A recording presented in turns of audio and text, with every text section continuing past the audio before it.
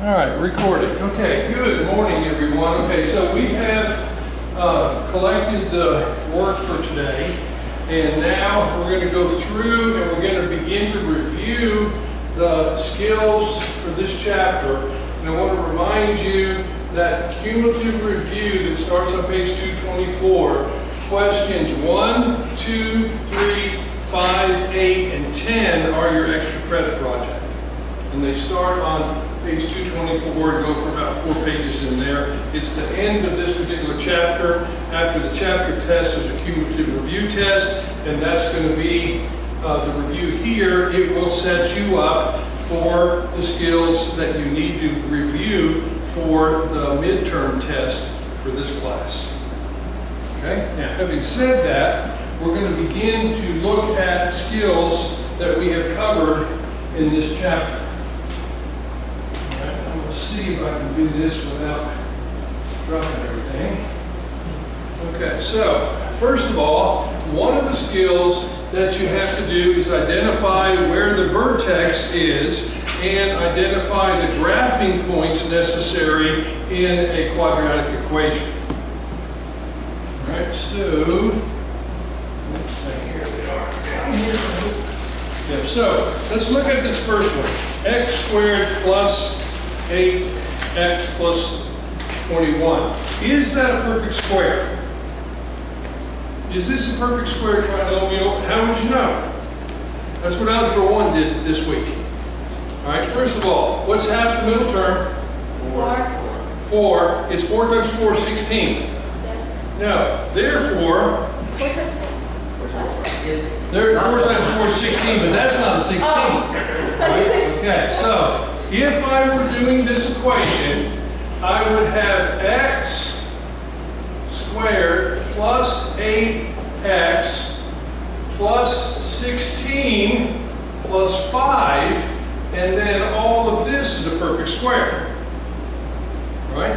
How we did that in class is that we made our perfect square binomial and took the first 2 terms and put x plus 4.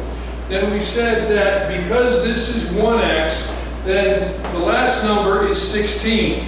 So because this already has a plus 16, I have to put a minus 16 with the 21, and that's what produces the plus 5. So then this would say plus 21 minus 16, and that right there is the 5. So instead of splitting them, and if the number that you have is positive, the split makes sense. But if the number is negative, the split is much harder to understand.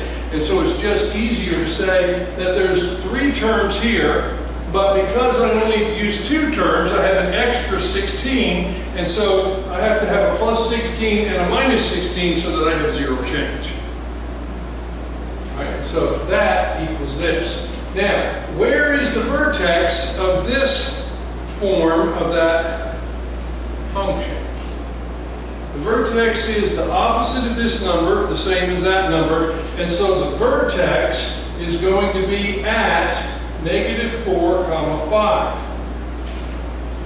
All right? Where is the line of symmetry? Where's the line of symmetry? The line of symmetry goes through the middle of the parabola, and it goes through the vertex here, and so it will say x equals -4. That's the line of symmetry. All right, now, if I take this and I find the y-intercept, it's where the x's are 0. So the y-intercept will be at 0, what? 21. So I have a point of the y-intercept of 0, 21. Sorry. All right, now, because this is the line of symmetry, 0, 21 is here, and that vertex is there. So from here to here is 4, and then the symmetry point will be -8. So besides 0, 21, I also have one at -8, 21, and I have 1, 2, 3 points and a line of symmetry, then I'll be able to put that graph in. Okay. That's the skill, that's the basic skills of this chapter. Okay, make sense? All right, questions about that? All right, do you have that down? Yes. Do you have that down? Okay, let me try to do, well, let's do one more, just sort of made up a little bit. Let's see if we can do that one more time. So in your notes,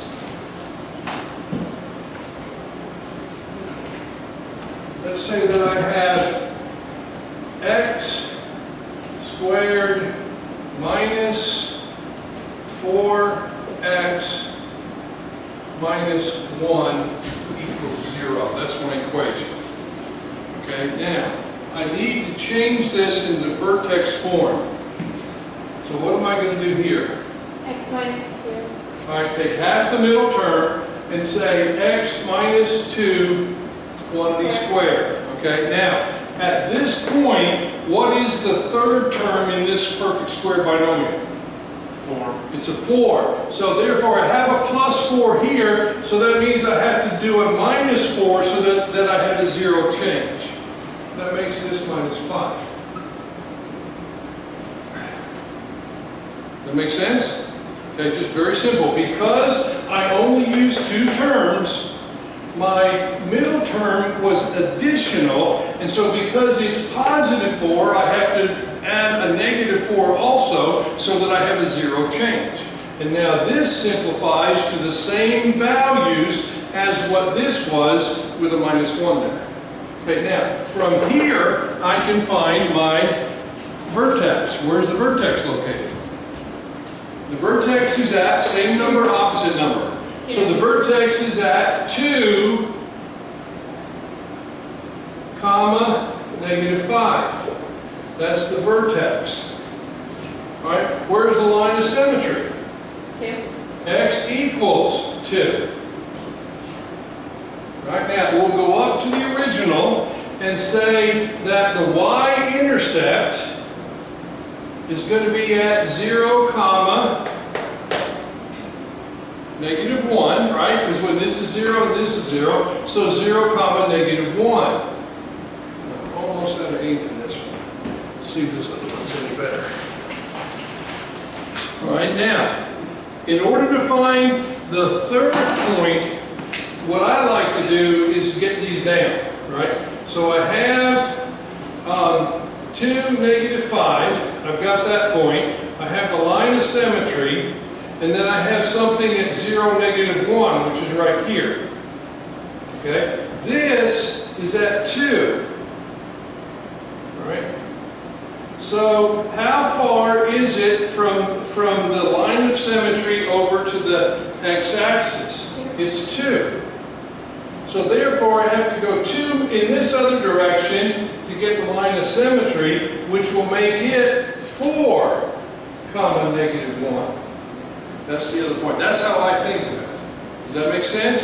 All right, and now if I have those, I can draw a graph. Now the other points that are here and here come from the quadratic formula. Right? So if I wanted those points, we have 2 ways to do that. One is to use the quadratic equation, but the other is to put this in the calculator and use calc for 0. Second calc zeros, and you can center it and find out what they are.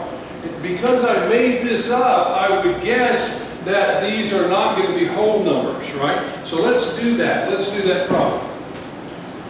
Okay. All right, so we're going to go to y equals, and we're going to put x squared minus 4x minus 1 in the calculator. X squared.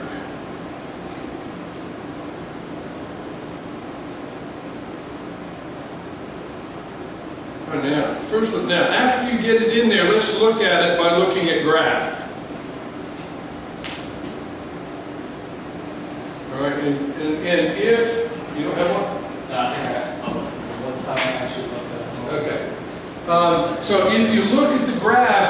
see it, that's fine. If not, you might, if you were doing something else, you might have had to check your window. Right? So x squared minus 4x minus 4. Okay, let's see. Oh, I see. I've got to change my window a little bit. All right, window.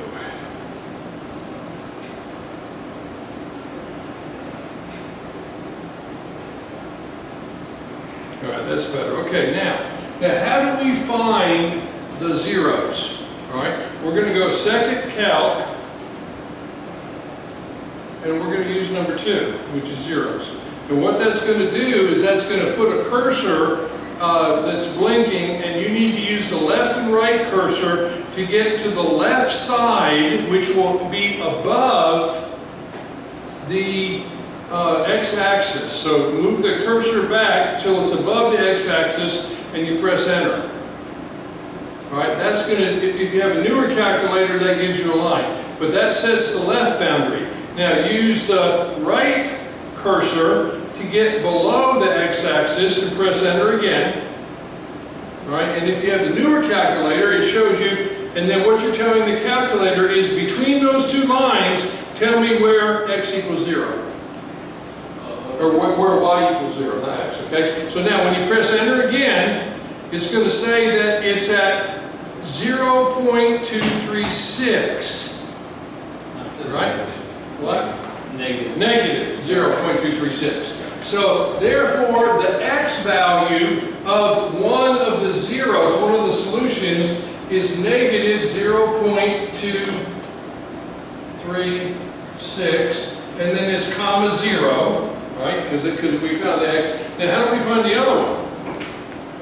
Right, you got to go back to second calc, and then 2 for zeros. Now move the cursor till it's below, so that it's the left of where the 0 is, so it's below the right intersection. Press enter, then move the cursor a little bit farther, get above it, press enter, and then enter one more time. And then the other one is at 4.236, comma 0, positive. Now, if we had used the quadratic formula, we would have got both of those two x numbers. All right, what did I just say? If we had used the quadratic formula, we would have come up and we've gotten both of those x numbers. And at this level, you should, if you're asked, you should be able to use the quadratic formula, because you know that it is negative b plus or minus square root of b squared minus 4ac all over 2a. Right? So because we know that, right, we could do it that way, but because we're moved up in Algebra 2, we have a skill that gets it faster if all we need is the number.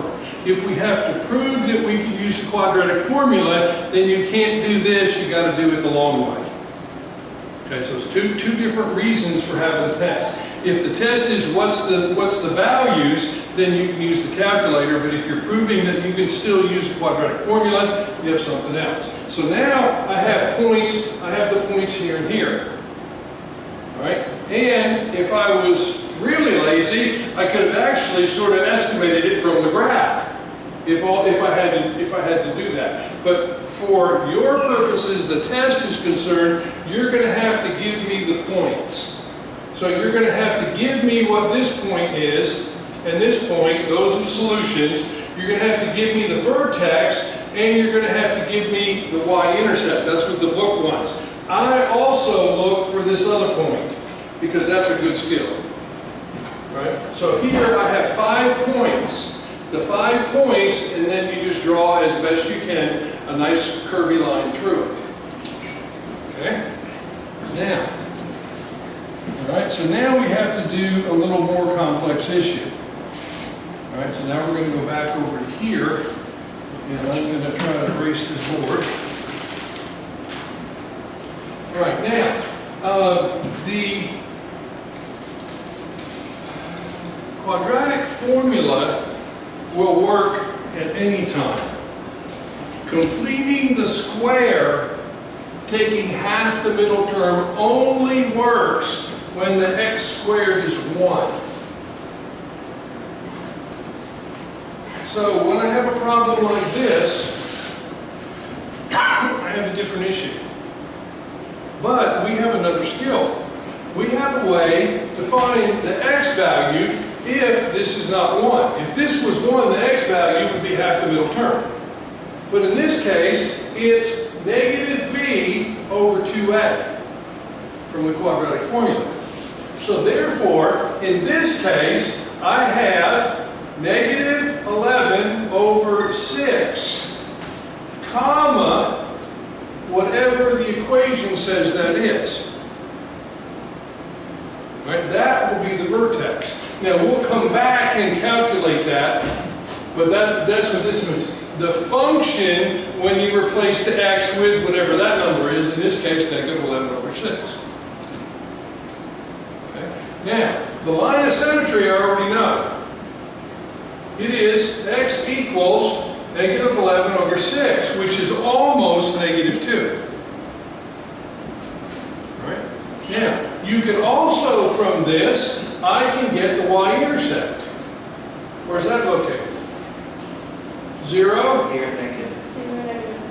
Negative 15. Okay? Now, if this is at almost 2, right? It's over here. It's running over here. And 0, negative 15 is right here. So therefore, I'm going to be here at almost negative 4, negative 15. In fact, it's actually going to be negative 22 over 6 is the exact number. Because I'm going to go from 0, I'm going to go negative 11, 6, and then I'm going to go another 11. So this is actually, if I wanted, it would be negative 22 over 6 if I needed a real number. So, comma, negative 15. That would be the actual point that's here. All right, and that means the vertex is going to be down even lower. All right, okay, so let's find it. Let's find it. All right, let's see. Probably the easiest thing to do for this one is that we're going to use this. So we're going to go 3 parentheses. Negative 11 divided by 6, parentheses, squared, plus 11 times negative 11 divided by 6, minus 15.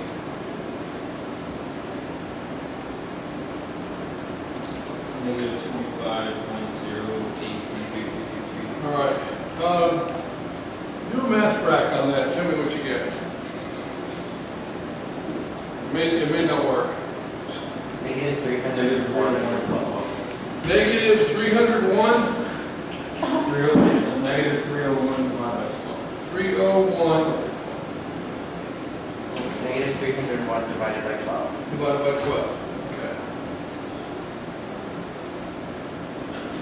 All right. 12 goes into 300 a little bit less than 3 times. So it's 2 point something. Right? All right, so that's that point. All right. All right. So those are the skills. Now, as far as being able to duplicate those on a test, how hard would they be to do? Not hard to do. Would they take time? Would you have the opportunity to make an error? Yes, you would. So you have to just make sure that you do the work correctly and don't make a silly mistake. All right, so that's the first part. Now, the second thing that you have to talk about is the discriminant. We are getting into places where we're going to be using imaginary numbers. If you put the quadratic formula in the calculator and it's an imaginary number, you will get an error message. It doesn't like it. So the first thing that we have to do is that we have to find out what does the discriminant allow us to do. If the discriminant is greater than 0, what does that mean? It means you have 2 real answers. Right? to be one over here and one over here, right? And the parabola is going to cross the x-axis and it's going to cut it 2 times. If the discriminant equals 0, then you have one dual root. Right? And if you remember, if it just touches the x-axis, then you have one coming down and you have the other one going up, so it's the same number. And that's because it's negative b plus or minus the square root of 0 all over 2a. So negative b plus 0 and negative b minus 0 is the same point. That's why it ends up being a dual root when the discriminant equals 0. And now, if the discriminant is less than 0, you have what? 2 imaginary, right? You have 2 imaginary numbers. And how do we work that? We take the negative sign out, make it into an I, and then we calculate the square root of whatever that number was, and then put an I in front of it. Okay? Now, most of the time, that will be how you work that problem. If I was looking at graphs, if the discriminant is positive, it crosses like this. If the discriminant is negative, it doesn't exist, so it's up here. And if the discriminant is 0, it's over here. All right, so this particular graph does not cross the x-axis, so there are no real solutions. And of course, if the leading was negative, all these would be flipped and facing downwards to upward, right? But the reason that this one is the graph of an imaginary answer is that it doesn't cross this x-axis, so there are no real answers. Right, that was this. All right, we've already been over this. All right, if we get it into this form, it's the same as the HK is the vertex. All right, questions on that? There will be a question about what does the discriminant tell you. So you're going to have to bark that answer back to it. Okay?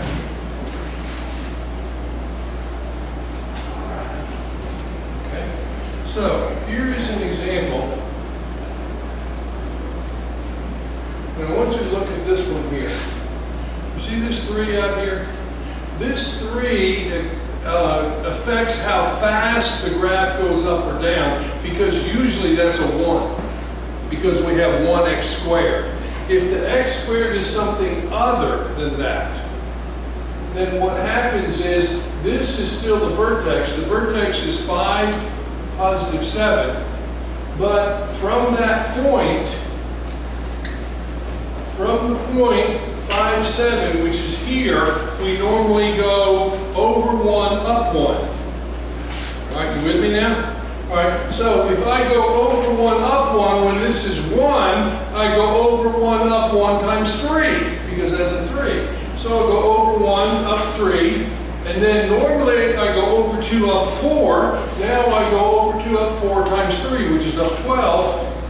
And that graph becomes really skinny because this value, which is called the lowercase a, this value of a, which is the magnitude, has stretched it. If it is a fraction less than 1, it compresses it and makes the pattern. So stretching and compressing is controlled by this number. The vertex is right here. All right, now, where does that come from? Let me get that in while I'm thinking about it. So if I gave you 3x squared plus 12x minus 1 equals 0. All right, to be able to change this into vertex form, I have to use these two, but the first thing I have to do is give 1x squared. All right, and I chose the problem so that I got whole numbers for that part. So I take 3 and I factor it out. And now I have 3 times x squared plus 4. All right, that's similar to this 3 right here. All right, now, how do I complete the square on x squared plus 4? You start with what, starting with h? Come on. What's the next step? You take half the middle term. Half the middle term is 2x, right? So now I have 3 parentheses x plus 2 squared. But this has 3 terms in it, not 2. So what's the third term? 4. But now it's 4 times 3, so I have an extra positive 12, which means I have to make a negative 12 with the extra positive 12, so I have 0 change, and now that makes this negative 13. And now I can graph it. I'm at negative 2, negative 13 for my vertex, but it's stretched. So I'm going to go over 1 up 3, over 2 up 12 from this vertex. Right? Now, where is the y-intercept? At negative 1. So it's at 0, negative 1. So this is at negative 2, right? So if I'm down here, this is my vertex. If this is at negative 2 and I'm at 0, negative 1, which is right here, and this is at negative 13, that means that this is at 0, negative 1, that's 2 away, right? Then this will be at negative 4, negative 1. And look how fast it's come up. But it's over 2 up 12. 4 times 3, over 2 up 12. Right? And so this graph becomes really skinny the way that I drew it, the way that I made it. Does that make sense? Okay, now, this skill is important. It's a second skill. Completing the square when x is 1 is one skill. Completing it when it's not 1 is a different skill. All right, this one is the trickiest by far. But it's the same basic method after you pull it out. After you pull the 3 out and get this 1, then you take half of it. And most of the time, they're going to give you a even number so that it comes out nice and even. All right, question on that? Whoa, look at that. I thought it was on the board. Okay, all right, so if it comes up. All right, so now we've talked about this. The vertex. Do I need to go over this part? All right, the x of the vertex is negative b over 2a, right? And then you put that number back into the equation and you can get this. So if you can't do that, in the vertex form, this vertex is at 5, 7. Right? If we tried to put this in the calculator, we would get a negative determinant. Because you have, this is 3, so it's going to have a 6 on the bottom. I'm not going to do that one right now, but this would be negative determinant because it's up in the air and going up this way. Right? If the y is at 7, it should be up that way. All right. Okay. Now I want to talk about the reverse. If I give you these 2 points, how do you find the binomials from which they came? So this first one says x equals 2. So take the 2 to the other side. Then x minus 2 is the binomial that equals 0. If I say that x equals 3 over 5, multiply by 5, and then move the 3. That makes the other binomial 5x minus 3. And now I can FOIL these and come up with the equation if I needed to.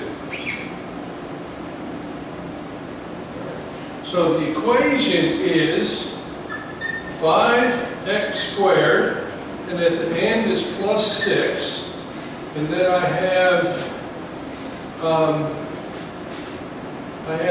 negative 3 and a negative 10, which is negative 13x in the center.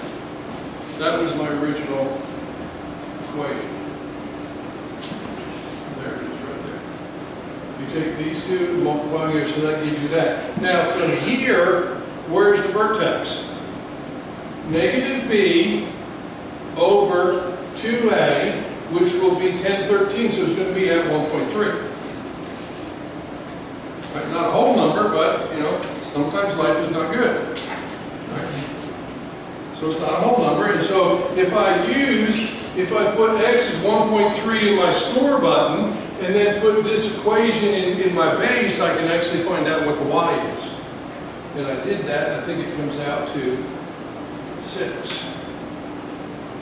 The line of symmetry is x equals 1.3 instead of x equals 4, something like that. Now, if you found the other value, right, from 0 to 1.3, and then you go another 1.3, you're at 2.6 instead of some whole number. So it's not hard to get that, to get the mirror of the line of symmetry. You just double that number. All right, so if it's terminating decimal, that's not wrong. Okay, all right, now.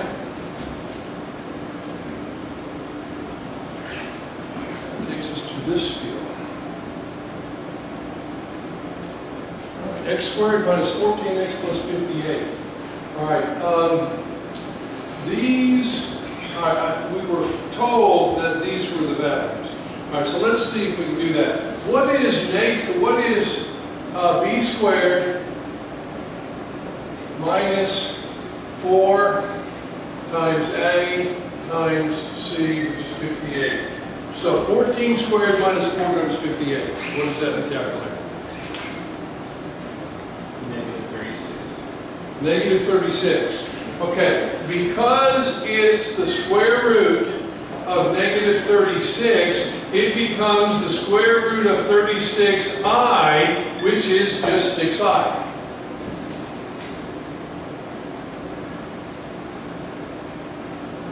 Right now, so the first number was, all right, negative b plus or minus. So it's negative 14 plus or minus 6i all over 2a, which is all over 2. All right, that's a 6, not a b. All right, so therefore, negative 14 divided by 2, negative 7 plus or minus 3i is what that simplifies to. Yes? So when we're writing a solution set for an imaginary number, are we okay to just put in the solution set negative 7 plus or minus 3? Yeah? Yes, yes. Okay. Sure. Yeah. This past week I've been writing out negative 7 plus 3. Okay, now, right now, technically, this is important to know because if you multiply these two together, which I'm about to do next, you've got to know what they were. All right, question, or is that important? No, that's just All right, okay, so now let's look at proving that these are the solutions. All right, so if I have,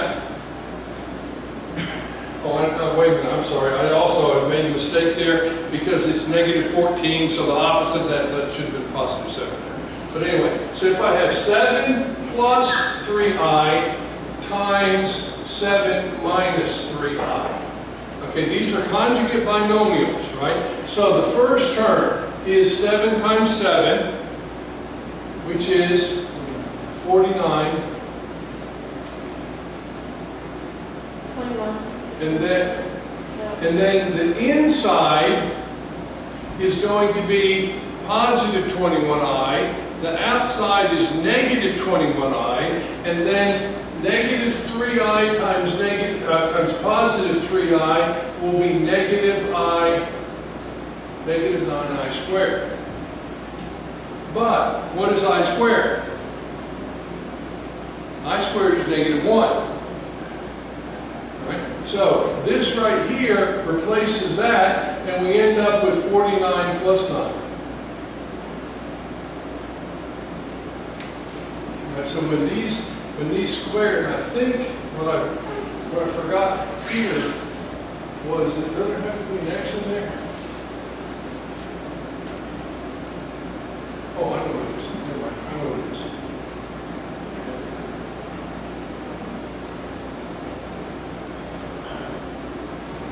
I had to plan on doing that one. Why do I have 58 on the end of this?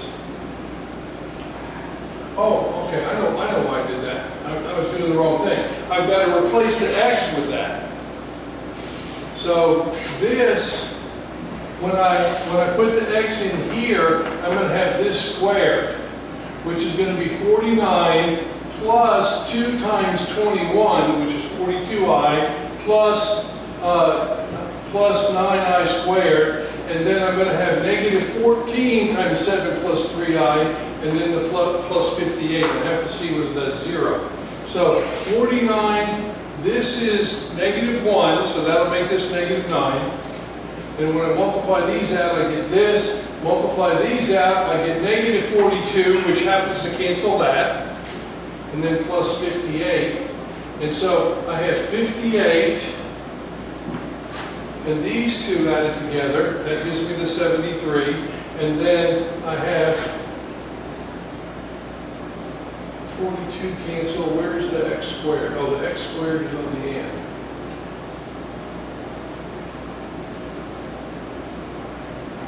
Where'd the X squared go? Oh, I'm sorry. Wrong one. All right, let's do this together. What's 49 minus 9 minus 98 plus 58?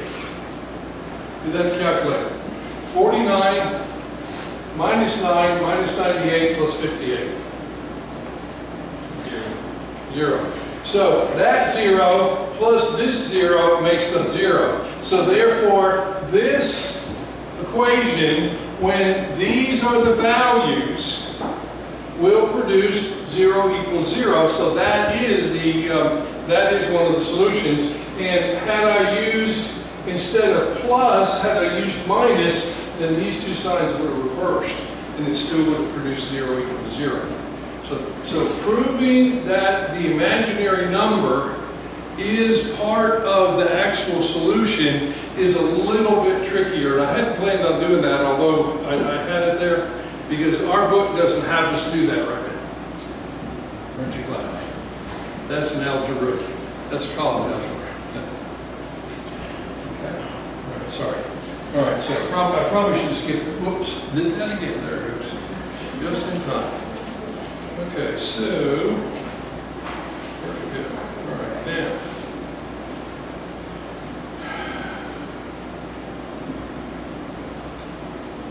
All right, so if you have a complex binomial like this, do you have any problem foiling that? The hardest thing to do is, what does I squared equal? Negative 1. And so that's going to just change the sign of whatever that third number is. Okay, and we've been over that part. Okay, so now, let's double check that. Okay, so that is all of chapter 5.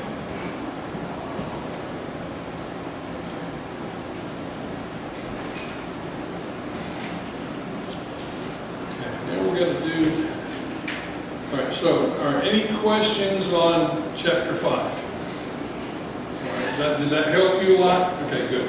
All right. Now, so now I need you to turn to page 231, and we're going to talk about exponential graphs.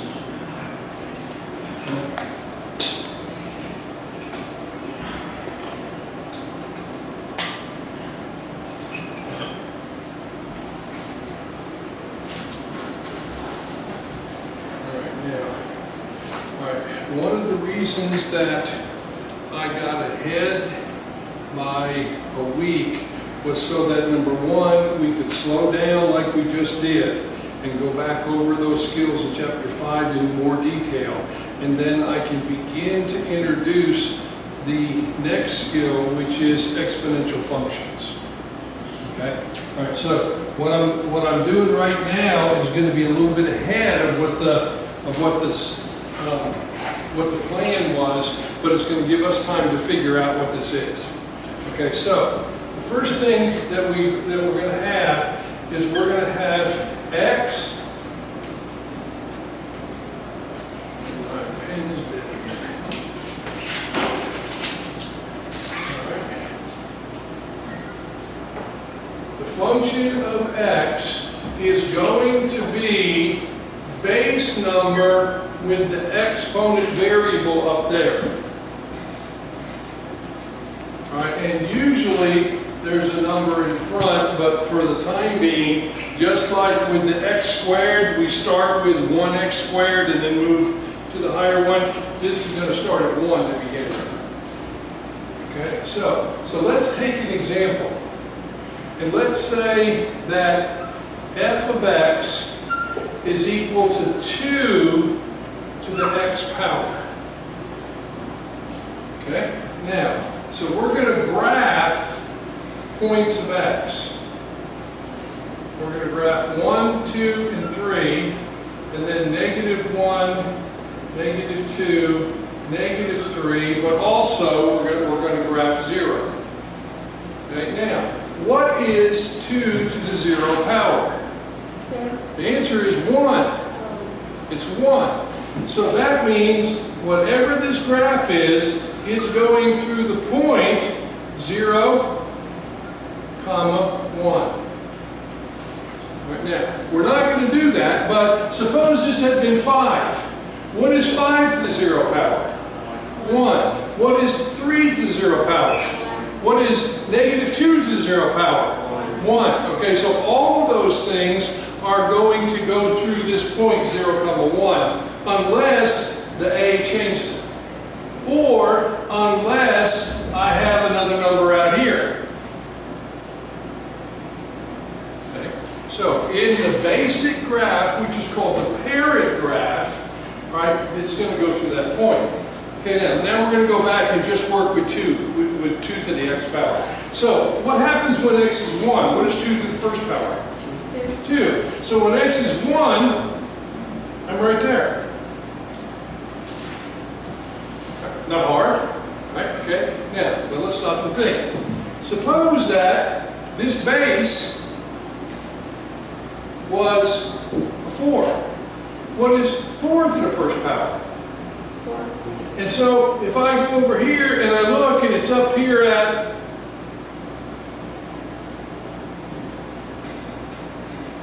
it's up here at 4, then I know that 4 to the first power, then the base number must have been 4 because some number to the first power gave me an x of 4. Provided that this was true. Right now, so now let's go to here for just a second. Suppose that this is 2 times 2 to the x. When this is 0, 2 to the 0 power is 1, but 1 times 2 is 2. So this number, instead of being here, would be up here. And then when I go over to here, 2 to the first power is 2, but if I'm at 4, then I can figure out that this extra term right here, I can figure out what that is, because it's not at 0, 1, and then 1, whatever the base number is. Right? And those two relationships are both going to be multiplied by the same number, so you'll see the relationship term. Now, I realize you haven't done it yet, but I'm trying to be able to get you, when you have some that get more complicated, is that this graph's going to change. Okay? So, now, what happens when x is 2?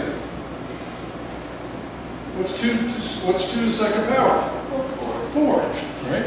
So when x is 2, y is 4. So it's up here. And then when x is 3, 2 to the third power is 8, it's way up here. Now let's go to the negative. Whenever you have an exponent that's a negative, it goes to the bottom of the fraction. So -1 will be 1 over 2. which is 1/2. And then 2 to the negative 2 power is 1 over 2 squared, which is 1 over 4, which is 1/4. And then x to the negative 3 power, in this case, is 2 to the negative 3, which is 1 over 8. And you notice what's happening? I'm getting, all right, so now, so that makes x equals 0 in asymptote. Because we're not going to get there, are we? But this is going to begin, now look at the shape of that graph. Goes to positive infinity over here. It comes down through 1 and then it goes that way. Okay. That's the graph of an exponential function. Now, if this were not 2, but were 3, then I would be inside. I would come through that same 0 point, but I would get to the asymptote faster because instead of having 1 over 2, I have 1 over 3, and so I would come down and asymptote, get close to it faster if this value is larger. So where would 5 to the x power be? That would be when I have 1, I would be up at 5, and so that's even closer. But it comes through that same point because 5 to the 0 power is still 1. But then I'd only be 1/5, and so I'd be down on that asymptote line very fast. All right, so that's the basics. There's another situation, but we don't get into it right away. All right, this number, this base number has to be greater than 1. If the base number is a fraction, then what happens is this is a mirror effect. It's a mirror effect. Because how did we get this? This was x to the negative 1 power. Right? Well, if this is a fraction, that is a negative 1 power, that'll make this negative 1 and this positive 1, and the thing just flips as a mirror image. But you don't have to worry about that yet. We're just doing these. Okay, so now let's get your calculator.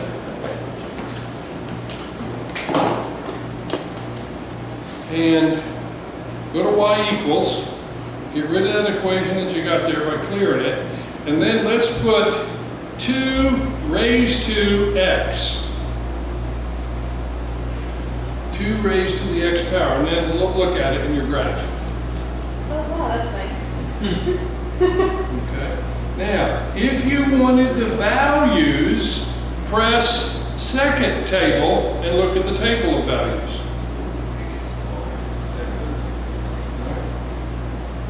You can move using the up and down arrow key. You can move that to where you can see it. And if you'll notice, by the time you get to -6, you're at 1/100th. And you're not even going to be able to graph that because your pencil lead is usually bigger than 100th. You know, your pencil lead is probably a 10th, right? And then if you look at even in the positive value, what happens when x is 7? 128, and when it's 8, it's 256, so it's way up in the air. Okay, now, all right, go back to y equals. Change the 2 to a 3, just right over top of it, and make it 3. Now go look at your graph. It looks almost the same, doesn't it? Okay, but let's look at the numbers. Go second table. Look at the 7. 2,100. And it was 128. Okay, so it shot up in a hurry, didn't it? Right, that's because the power is I can't use multiplying. The power is increasing exponentially. Right, and so it's shooting way up. Right, and then the same thing is true going down. Going down, when you're at x to the -5, you're at 400ths. Right? Okay. All right. So the graphs look almost the same because of the scale, right? But the values are really shoot up differently, don't they? Okay. All right. So All right, now, so that is part of what we're going to be looking at in this next chapter.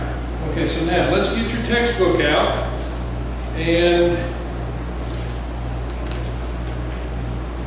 turn over to page 234.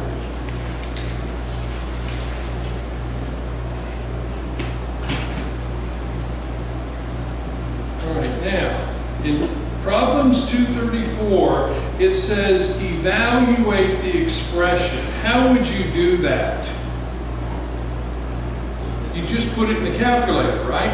Okay, so in the thing that we're looking at in problem number 1, B and C are the same graph. Why? Because it's the exact same. Because what's being raised to the 4th power in B? The 3. What's being raised to the 4th power in C? 3. The 3. So therefore it's the same graph. And in this case, remember the little a that I put in there? The a is 2. So instead of, when x is 1, instead of going over 1 up 3 to the 1st power, you go over 1 up 3 to the 1st, which is 9, then up times another 2, it'll go up 18. So just like we were using some of that in the quadratic function in the last chapter, in the exponential function, the same type of skill works. If you remember, and let me tie this back in to the completing the square. When we had 3 times x minus 4 squared, we wanted to know what the third number was. All right, it was 4 times 4 is 16. But because this is 3, it becomes 16 times 3. I don't know what that is. 32? 48. 48. So therefore there's an extra 48 there. All right, so if I have 3 to the 1st power, that's 3. But what happens if I have this? That becomes 3 times 2 for 6, but what happens when I have this? What's 3 to the 2nd power? 9. Take 9, multiply it by 2, 18. All right? 3 to the 3rd power is 27. 27 times 2 is 54. It's shot up in a hurry, right? And so those extra values are things that are just multipliers, and pretty soon if you're graphing, you're off the chart in a hurry. That make sense? Okay, so now let's look again. Now let's look at on 234, let's look at problem 2. All right, this is divided by, right? So in B, what does 3 divided by 2 to the 4th mean? All right, what is 2 to the 4th? It's 4 times 4, which is 16. So the first one is 3 over 16. And what's the one after that? Also 16, because you raised it. Okay. All right. So what you're seeing is that the value, the exponent, is affecting that base number. But it's not affecting a number that's in between. All right, go down to number 8. The 2 affects what? 6. Only the 6, right? And that's, okay, so those are things that you learn there. And then we're going to look at what happens to powers. We've already done that, really. But we're looking a little bit more detail in that part. All right, so let me turn over. Look at page 240. 240, problem 15. All right, do you see that the 3 on the outside, the power of 3, what's it going to affect? The 3 and the square. It's going to affect the 3 and the x squared both. Because those things inside the parentheses are all raised to the 3rd power. That's the distributive property of exponentiation.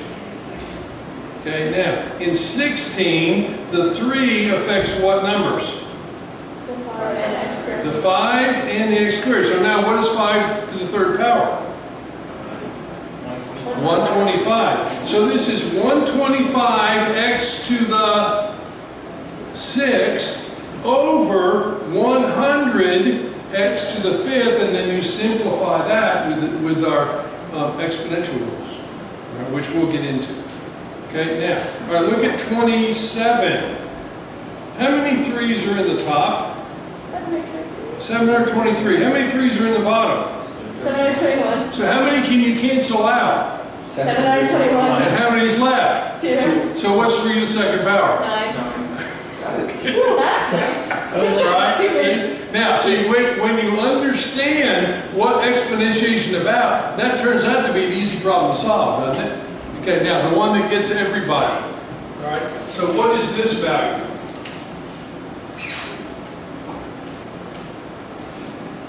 One. 1 to the 14th power. It's 1. It's 1. Right? All right. In algebra 1, I get 14 all the time. Right? Okay. So if you remember that, and what would 1 to the 0 power be? 0. 0. 1. Dang it. Okay. All right.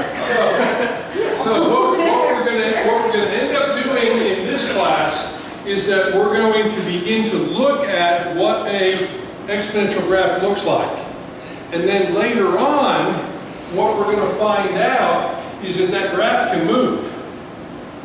Right? If I gave you y equals x squared, what does that graph look like? It's a parabola, right? Where's the vertex? On the y-axis. All right, it is y equals x minus 0 squared plus 0. So where's the vertex? 0, 0, right? The vertex is at 0, 0, right? And so from that vertex, I go over 1, up 1, over 2, up 4, right? And I get our parabola. So if I have x minus 2 squared plus 3, my vertex is at 2, 3.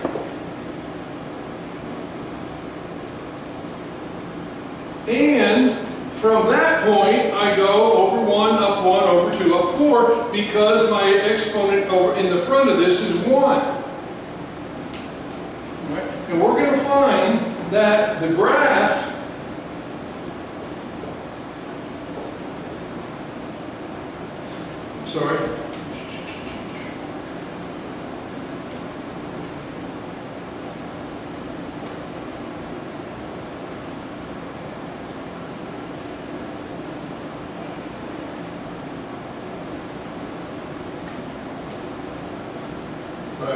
this is a 2. If it's x minus h, that this graph moves different than 2 to the x minus k. Right? This graph is going to move in one direction. This graph, the change number is in the x, right? That goes side to side, just like this one goes side to side. Right? The one on the outside is like this. So over here, what direction did I go in the x? I went positive 2, right? What direction did I go in the y? Up 3, right? So that gave me 2, 3. Here, if I have, let's say I have x minus 1, right? Here, I'm going to go from that dot, I'm going to go positive 1, come over here this way, and whatever this is, let's say it's minus, can I make it minus 4? Then this dot is going to go over here, and I'm going to come down here, and that dot is going to be over 1, opposite direction, and then down 4, and then here, my asymptote goes down 4, but the graph is going to stay the same. It's going to look like that. It's just moved because of the value that came to the x and the value that shifted the whole graph. This is a vertical shift, and this is a horizontal shift. Just like in here, this is vertical shift. I'm sorry, this is vertical shift because the y is going up and down, and this is the horizontal shift. This is opposite, that's the same. So we're going to find in quadratic equation And in the exponential equation, we're going to have similar movements. Okay? Now, is it time? How do we do? 1:22. Oh, that's perfect. I'm only just a couple minutes short. Okay, that worked out good. All right, any other questions? All right, good. So we will turn the camera off and be done.